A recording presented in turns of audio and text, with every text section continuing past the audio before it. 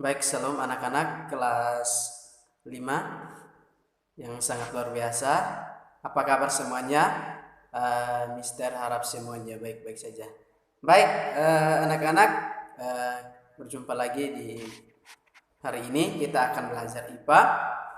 Dan sebelum kita belajar, Mister mau mengajak kita berdoa dulu biar sebentar kita belajar dengan baik.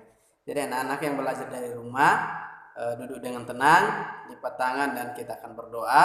Setelah itu baru kita akan belajar. Baik, mari kita berdoa. Tuhan Yesus, kami bersyukur untuk pagi hari ini dan kami bersyukur untuk hari ini Tuhan. Kami akan belajar IPA. Kiranya Engkau menolong anak-anakmu, khususnya ke anak-anak kelas 5. Biarlah apapun yang kami pelajari pada hari ini Tuhan, mereka boleh mengerti dan mereka akan mengerjakan tugas. Biarlah Engkau memberkati mereka. Dalam nama Yesus kami menyerahkan jam pelajaran kami ke dalam tangan Kasih-Mu. Engkau memberkati kami. Dalam nama Yesus, haleluya, amin. Baik anak-anak, hari ini kita akan belajar. Anak-anak buka di halaman 4, buku 5B. Anak-anak lihat di sana. Anak-anak buka di buku 5B, halaman 4. Jadi anak-anak buka di halaman 5B, halaman 4. Di bagian bawah, ayo menyimak. Jadi anak-anak, pelajaran kita hari ini adalah pernapasan pada hewan. Oke, baik anak-anak. Di sini hewan adalah makhluk hidup yang bernapas setiap saat, termasuk kita manusia. Jadi kita manusia juga termasuk makhluk hidup. Jadi kita bernapas setiap saat. Kalau kita tidak bernapas anak-anak, apa yang terjadi? Ya, pasti mati. Jadi anak-anak, makhluk hidup itu bernapas setiap saat. Nah, anak-anak, hewan memiliki organ pernapasan yang berbeda-beda. Jadi setiap makhluk hidup atau hewan memiliki alat pernapasan yang berbeda-beda. Baik anak-anak, kita akan melihat beberapa hewan nanti. Kita akan melihat cara bernapasnya dan cara pernapasannya yang berbeda-beda. Jadi anak-anak, di sini ada beberapa hewan memiliki organ pernapasan dan proses pernapasan yang sama dengan manusia. Jadi ada beberapa hewan yang pernapasannya sama dengan manusia. Jadi oleh karena itu, mari kita melihat beberapa pernapasan dan perbedaan antara pernapasan hewan dengan hewan yang lainnya. Jadi ada pernapasan yang berbeda-beda. Baik, anak-anak, lanjut di halaman 5 kita akan melihat beberapa hewan yang kita akan bahas hari ini tentang pernapasannya. Baik anak-anak, yang pertama tentang mamalia. Jadi anak-anak, mari kita lihat tentang mamalia. Jadi mamalia adalah hewan yang memiliki organ pernapasan dan proses pernapasan yang sama dengan manusia, itu hidung. Jadi mamalia adalah hewan yang memiliki alat pernapasan atau proses pernapasan seperti manusia. Jadi kita bernapas pakai hidung seperti manusia. Jadi pakai hidung, tenggorokan dan paru-paru. Jadi ada hewan mamalia itu memiliki pernapasan yang sama dengan manusia, yaitu hidung, tenggorokan dan paru-paru. Baik anak-anak, baik mamalia darat maupun mamalia air bernapas dengan menggunakan paru-paru. Misalnya mamalia darat seperti sapi, singa dan kelinci dapat bernapas dengan mudah. Jadi mamalia darat adalah sapi, kelinci dan singa. Jadi itu mamalia darat yang bernapas dengan hidung, tenggorokan dan paru-paru. Jadi itulah mamalia yang bernapas dengan hidung, tenggorokan dan paru-paru, yaitu mamalia yang di darat, yaitu sapi, kelinci dan singa. Nah, anak-anak, adapun mamalia yang hidup di air seperti lumba-lumba. Jadi lumba-lumba bernapas dengan dia akan muncul ke permukaan laut. Itu adalah mamalia air. Jadi dia akan muncul ke permukaan laut dan ada lubang yang namanya lubang berkatup, atau ada lubang di bagian sini. Kalau anak-anak lihat di video atau nanti nonton di YouTube, lumba-lumba bernapas dengan apa pasti ada. Jadi ada lubang di bagian kepala. Itu ketika dia muncul ke permukaan laut, itu akan lubang tersebut akan terbuka. Nah, lubang tersebut akan terbuka dan udara itu akan masuk. Nah, saat menyelam, katup yang atau lubang yang ada di sini itu akan tertutup kembali. Nah, lumba-lumba sering menyemburkan air melalui lubang katup untuk mengeluarkan air yang masuk ke dalam lubang katup atau katup tersebut yang ada di kepalanya. Jadi anak-anak, itulah ada mamalia di darat dan ada mamalia yang ada di dalam air. Jadi itu pernapasannya berbeda-beda. Jadi kalau mamalia yang ada di darat, pernapasannya sama dengan manusia, yaitu hidung, tenggorokan dan paru-paru. Sedangkan mamalia yang di air itu seperti lumba-lumba. Jadi pernapasannya memakai katup atau lubang berkatup yang ada di atas kepalanya. Baik, itu baik anak-anak, itu adalah mamalia. Baik, sekarang kita lanjut lagi di bagian 2, yaitu burung. Nah, anak-anak pasti tahu dong burung itu apa. Jadi burung sejenis hewan yang anak-anak tahu. Burung itu bermacam-macam, ada burung kukur, burung nuri dan lain sebagainya. Ada bermacam-macam burung. Jadi anak-anak, di sini kita lihat alat pernapasan pada burung. Nah, anak-anak, burung bernapas menggunakan paru-paru dan pundi-pundi udara. Jadi ada 2 pernapasan pada burung. Jadi menggunakan paru-paru dan pundi-pundi udara. Nah, anak-anak, pada saat terbang, burung bernapas dengan bantuan pundi-pundi udara yang berisi oksigen. Jadi ketika terbang, burung itu akan bernapas dengan pundi-pundi udara. Nah, ketika apabila sayap dikepakkan, nah ketika dia terbang terus sayapnya dikepakkan, pundi udara akan terjepit. Jadi pundi udaranya akan terjepit dan udara keluar melalui pundi-pundi udara menuju paru-paru. Jadi ketika dia terbang, pundi-pundi tersebut akan terjepit dan sehingga udara keluar melalui pundi-pundi dan akan menuju ke paru-paru. Nah, ketika saya dikepakkan, pundi-pundi udara akan mengembang dan karbon dioksida dari paru-paru masuk ke dalam pundi-pundi udara. Jadi ketika dia terbang, pundi-pundi udara akan mengembang dan karbon dioksida akan masuk ke pundi-pundi udara. Nah, ketika dia sudah hinggap di pohon atau hinggap di pohon, burung bernapas dengan menggunakan paru-paru tanpa bantuan pundi-pundi udara. Jadi ketika dia terbang, dia bernapas dengan pundi-pundi udara, dan ketika dia hinggap di pohon, dia bernapas dengan pundi-pundi udara tanpa bantuan dari bernapas dengan paru-paru tanpa bantuan dari pundi-pundi udara. Dan ketika itu juga burung juga mengisi pundi-pundi udara dengan oksigen. Jadi ketika dia hinggap, dia akan mengisi pundi-pundi udaranya dengan oksigen, sehingga ketika dia terbang, dia bernapas dengan pundi-pundi udara. Yaitu pernapasan pada burung. Jadi ada 2 pernapasan pada burung, yaitu pundi-pundi udara dan paru-paru. Ketika dia terbang, dia akan bernapas dengan pundi-pundi udara, dan ketika dia hinggap di pohon, dia akan bernapas dengan paru-paru. Oke, baik anak-anak, itu adalah alat pernapasan pada burung. Nah, sekarang anak-anak, kita lanjut lagi di amfibi. Di nomor 3 di amfibi. Amfibi adalah hewan yang dapat hidup di darat dan di air. Jadi amfibi adalah hewan yang hidup di air dan di darat. Nah, contohnya adalah katak, kodok, dan salamander. Nah, anak-anak, katak bernapas menggunakan paru-paru dan kulit. Jadi di situ ada gambar katak. Jadi di sini sudah ada gambarnya.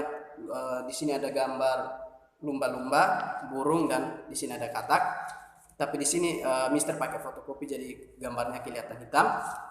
Jadi anak-anak lihat di gambar di situ. Jadi katak bernapas, ada 2 pernapasan. Jadi bernapas dengan paru-paru dan kulit. Oke, baik anak-anak.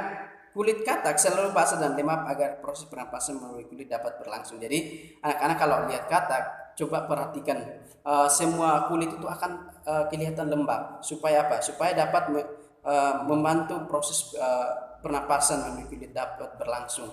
Itu. Jadi kemudian di halaman 6, anak-anak tahu berudu hidup di dalam air dan bernapas dengan tiga pasang insan luar. Jadi ketika katak masih kecil, dia akan menjadi berudu, dan itu dia bernapas dengan 3 pasang insang luar. Nah, insang luar berupa lembaran-lembaran kulit luar yang halus dan mengandung pembuluh darah kapiler. Jadi kalau anak-anak perhatikan di sungai atau di kolam ada berudu, coba perhatikan di situ ada pasti tubuhnya itu halus dan di situ ada pembuluh darah kapiler. Nah, setelah berumur 9 hari, berudu bernapas dengan insan dalam. Jadi ketika umurnya sudah 9 hari, berudu akan bernapas dengan insan dalam. Nah, seiring bertumbuh dan berudu menjadi katak muda, insan dapat menyusut dan paru-paru mulai berfungsi. Jadi ketika dia sudah menjadi bertumbuh dan menjadi katak yang muda, itu akan insangnya akan menyusut dan mulai menjadi menyusut dan paru-parunya itu mulai berfungsi untuk bisa bernapas. Ya, itu anak-anak pernapasan pada katak. Jadi katak bernapas dengan kulit dan paru-paru. Baik, anak-anak, kita lanjut dari bagian 4. Bagian 4 adalah ikan. Nah, ikan bernapas dengan insang. Ya, anak-anak pasti tahulah ikan bernapas dengan insang. Jadi setiap ikan yang ada pasti bernapas dengan insang. Nah, rigi-rigi insang berfungsi menyaring kotoran agar tidak masuk ke lembaran insang. Jadi kalau anak-anak ketika membersihkan, membantu mama atau papa bersihkan ikan, ada di sini ada seperti rigi-rigi, itu berfungsi untuk menyaring kotoran agar tidak masuk ke lembaran insang. Nah, lembaran insang berfungsi sebagai tempat pertukaran oksigen karbon dioksida. Jadi fungsi dari insang ikan adalah untuk melakukan pertukaran oksigen atau karbon dioksida. Nah, ikan dapat mengambil oksigen dari udara. Nah, ikan mengambil oksigen yang terlarut dalam air. Nah, oksigen bersama air akan masuk ketika mulut ikan terbuka. Ketika mulut ikan terbuka, dia akan menutup insang, kemudian tutup insang terbuka, lembaran-lembaran insang akan menyerap gas oksigen yang terlarut dalam air dan mengeluarkan gas karbon dioksida. Jadi anak-anak, pernapasan pada ikan adalah ketika dia bernapas dia pakai insang, dan ketika dia menutup mulut atau membuka, maksudnya membuka mulutnya akan terbuka dan insangnya akan tertutup. Ketika dia membuka mulut, insangnya akan tertutup. Nah, kemudian dia menutup insang, lembaran-lembaran insang akan menyerap oksigen yang terlarut dalam air dan mengeluarkan gas karbon dioksida. Jadi di sini adalah gambar ikan, dan di sini adalah alat pernapasannya insang, dan di sini adalah giri-girinya. Jadi itu ada gambarnya di situ, nanti anak-anak lihat lembaran insang itu. Nah, kemudian anak-anak, kita lanjut lagi di bagian 5, cacing. Baik anak-anak, cacing merupakan hewan yang bernapas secara langsung, yaitu oksigen masuk ke dalam tubuh tanpa melalui organ pernapasan. Nah, cacing bernapas melalui permukaan kulit. Jadi anak-anak, di sini cacing bernapas dengan permukaan kulit yang mengandung banyak pembuluh darah. Permukaan kulit cacing tipis, basah dan berlendir. Jadi kalau anak-anak lihat cacing di tempat-tempat yang lembab, coba anak-anak cari cacing terus kemudian amati, pasti ada permukaan itu halus dan berlendir itu ya, supaya memudahkan untuk dia mengandung banyak pembuluh darah dan mempercepat pernapasannya. Baik, nah anak-anak, bagaimana cara cacing bernapas? Oke, anak-anak, halaman yang 6. Bagaimana cara cacing bernapas? Gas oksigen yang diserap oleh cacing melalui permukaan kulitnya. Nah, gas karbon dioksida dan uap air dikeluarkan melalui permukaan tubuhnya. Gas oksigen sangat mudah diserap oleh permukaan kulit yang basah. Oleh karena itu, cacing selalu hidup di tempat yang lembab sehingga permukaan kulitnya selalu basah. Jadi, anak-anak, cacing selalu hidup di tempat yang lembab supaya memudahkan untuk dia bisa bernapas, dan permukaan kulitnya tetap basah. Karena kalau dia hidup di tanah yang kering, tidak akan hidup, dia akan mati. Itu alat pernapasan pada cacing. Oke, baik anak-anak, kita masuk ke bagian yang terakhir, yaitu serangga. Nah, anak-anak, serangga bernapas dengan trakea. Oke, kita lihat di sini ada gambar belalang. Gambar belalang di sini, anak-anak coba lihat gambar belalang. Jadi di situ pundi-pundi udara, trakea spirakel. Oke, baik anak-anak. Trakea adalah saluran udara yang memanjang dan bercabang. Cabang untuk membentuk saluran lebih halus yang disebut trakeol. Nah, trakeol tersebar di sisi kanan dan kiri tubuh, sehingga di sepanjang ruas sisi kanan dan kiri tubuh, sehingga serangga terdapat lubang-lubang kecil yang disebut spirakel.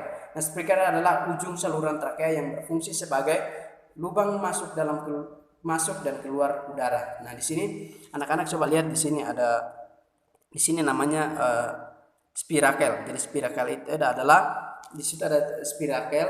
Jadi itu merupakan ujung yang saluran trakea yang berfungsi untuk sebagai lubang masuk dan keluarnya udara. Jadi di sini belalang bernapas dengan trakea. Jadi di sini belalang bernapas dengan trakea.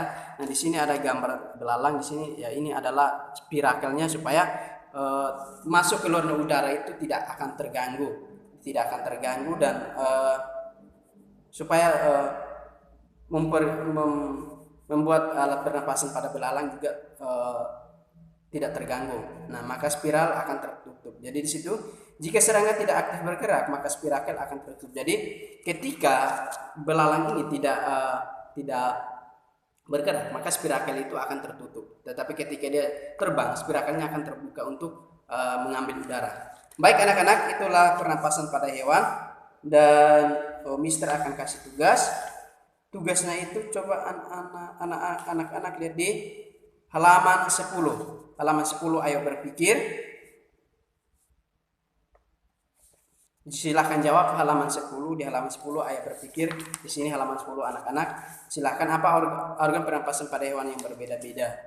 Apakah terus mengapa lumba-lumba sering terlihat muncul di permukaan laut? Ya, itu tugas yang pertama. Ya, itu adalah tugas. Kemudian anak-anak buat satu hewan, silahkan cari di internet atau Google. Silahkan cari satu hewan, entah mamalia atau serangga atau burung. Silahkan cari di internet. Kemudian gambar itu ditunjukkan alat pernapasannya. Jadi dari gambar itu anak-anak menunjukkan alat pernapasan pada hewan yang anak-anak cari di internet. Jadi tunjukkan alat pernapasannya, silahkan tunjukkan alat pernapasan melalui gambar, di copy gambarnya saja dari internet. Nanti anak-anak silahkan pakai anak panah cara pernapasan pada hewan tersebut, entah mau burung, mau belalang, atau mau lumba-lumba, terserah. Jadi tugas yang kedua.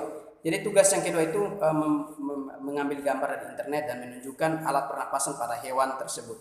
Baik anak-anak, demikianlah pelajaran kita hari ini. Dan kita akan menutup pelajaran kita hari ini anak-anak kelas 5. Mari kita berdoa sebelum kita akhiri pelajaran.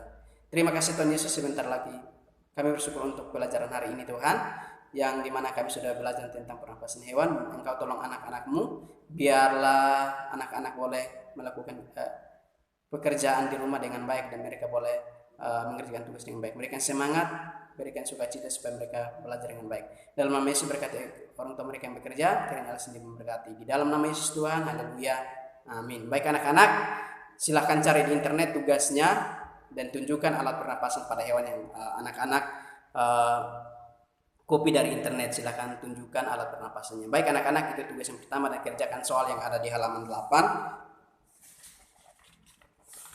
Halaman 10 maksudnya. Tugasnya ada di halaman 10. Ayo berpikir, silahkan dikerjakan dengan baik. Baik anak-anak, demikianlah pelajaran kita hari ini. Tuhan Yesus memberkati kita semua.